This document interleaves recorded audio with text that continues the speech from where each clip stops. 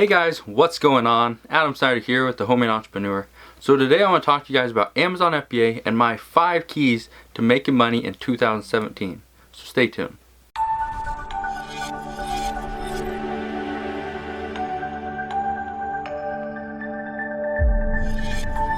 So my first key, it's actually something I've been talking about for a while now. For all of 2016, probably the majority of 2015 as well, is to diversify. Diversify your business into multiple sourcing options, multiple categories, and just make sure that you are extremely diversified, because as we saw in 2016, a lot of people had issues because they were not as diversified as they once thought.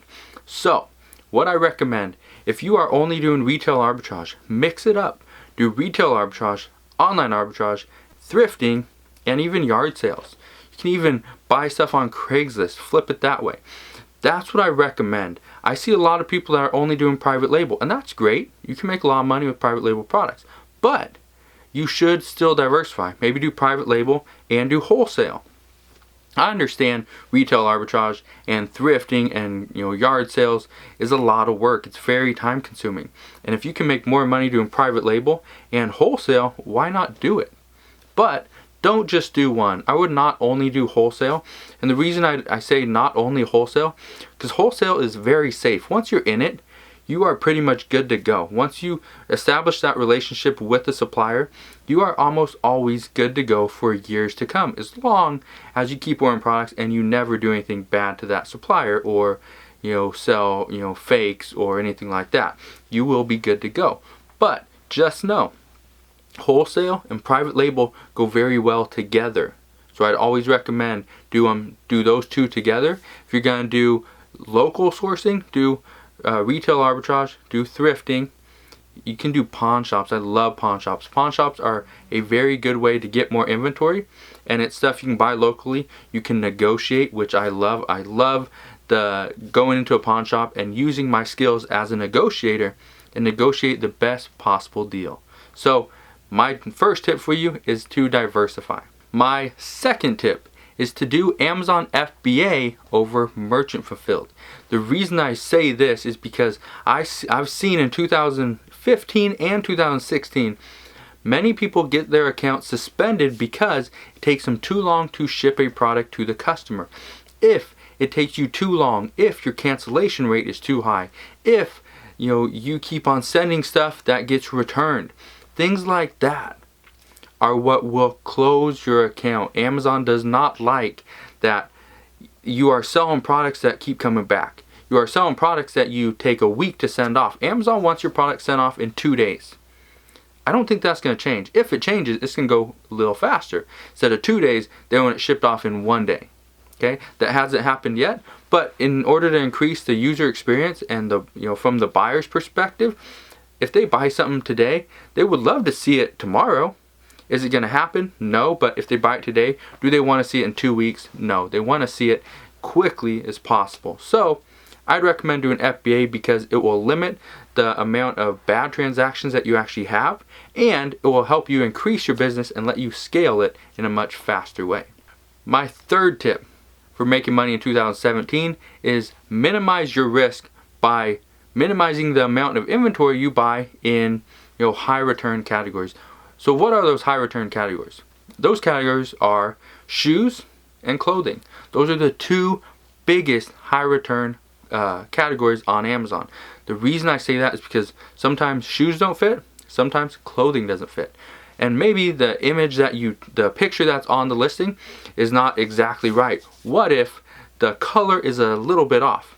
This sweatshirt I'm wearing right here, it's bright red. Does it look bright red in the video? Maybe it looks a little orangish red. I don't know.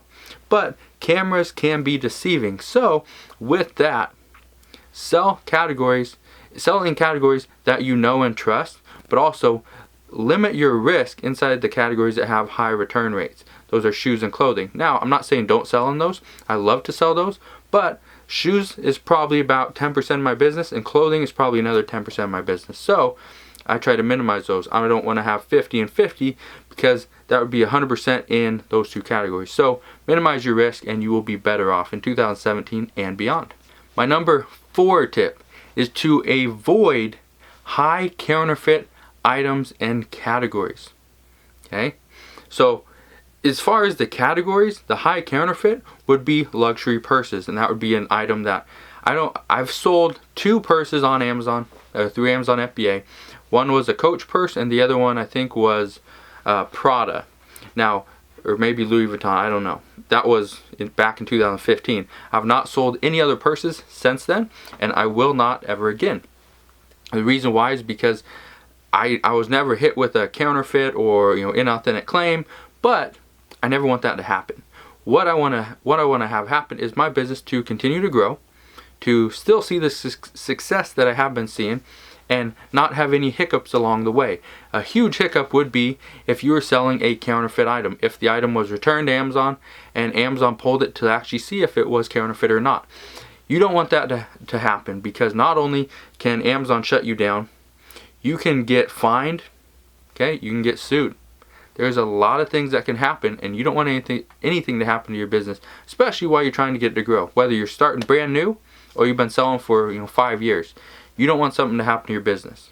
Okay, so the counterfeit items, Jordans are high counterfeit items. A lot of people have been restricted. I can still sell those, but I sell those in moderation, very small quantities, because the shoes that I buy, I pretty much always buy Jordans from Nike, and when I send them off, I always do a video of every single shoe.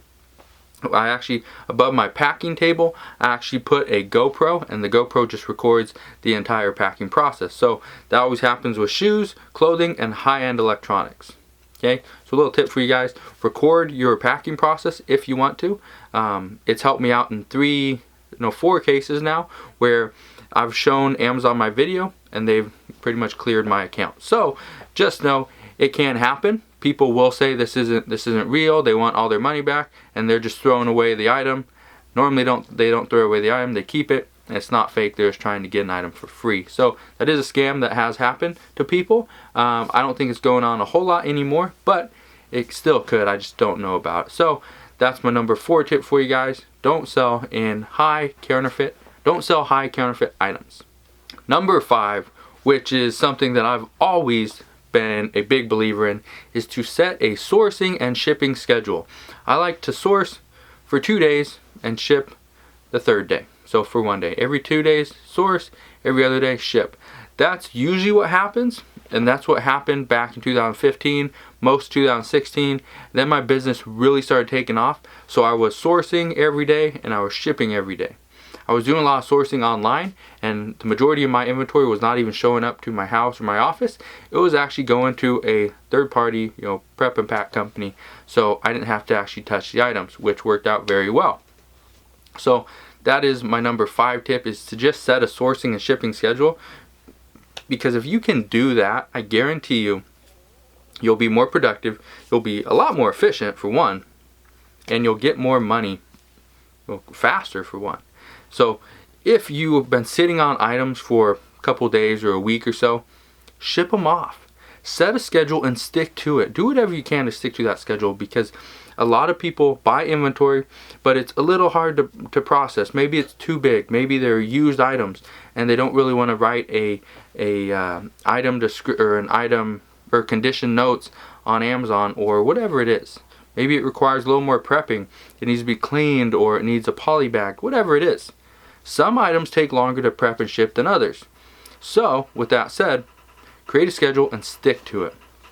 But if you guys have any questions on my 5 keys to making money in 2017 on Amazon FBA, make sure you send me a message over on Facebook. Go facebook.com/homemade-entrepreneur, or comment in the comment section below.